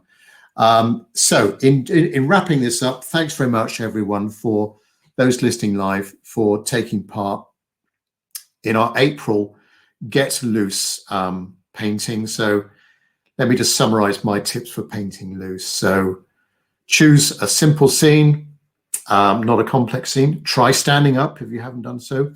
Quick initial drawing. Don't spend too much time on the drawing. Simplify the scene. Don't get bogged down in any details. Set yourself a time limit, maybe an hour, half an hour to do the painting. The brush. Hold the brush at the end. Big brush, small piece of paper. A big brush in relationship to the size of the paper. And a brush that's adaptable, has got a good edge and a good point as well. Could be a good idea. So avoid the detail and know when to stop as well, which is my failing. I often go on a bit too long and I can overdo things and you lose that freshness. You lose that looseness. But hopefully that's been of use to you. So thanks again for all of you that have listened live. So to send me a photograph of your painting to be included in the group video, I will send out an email, and also on this platform I will put in some brief notes on what to do. But you basically send me an email. My email address is Timothy Wilmot, TimothyWilmot @gmail.com, and attach a photograph, preferably a high resolution photograph of your painting, and just put in the subject line April Workshop or something like that so I can recognize it easily. And if you could do that by the 8th of May, the next workshop's going to be May the 29th, and we're going to be doing something completely different, as they say in Monty Python. Something completely different. I will announce it in a few days' time. Yeah, so I look forward to getting seeing your paintings. And well, thanks very much indeed, everyone, for those listening live. I hope you enjoyed it. Have a go again. This recording will just be patient while the system processes the recording and watch it again. It'll be up on YouTube, but I will be sending you all an email just to conclude what to do with your submission. And I very much look forward to seeing you all on May the 29th for a completely different watercolor subject. So thanks very much. Happy painting, and I'll speak to you soon. Thank you. Bye-bye.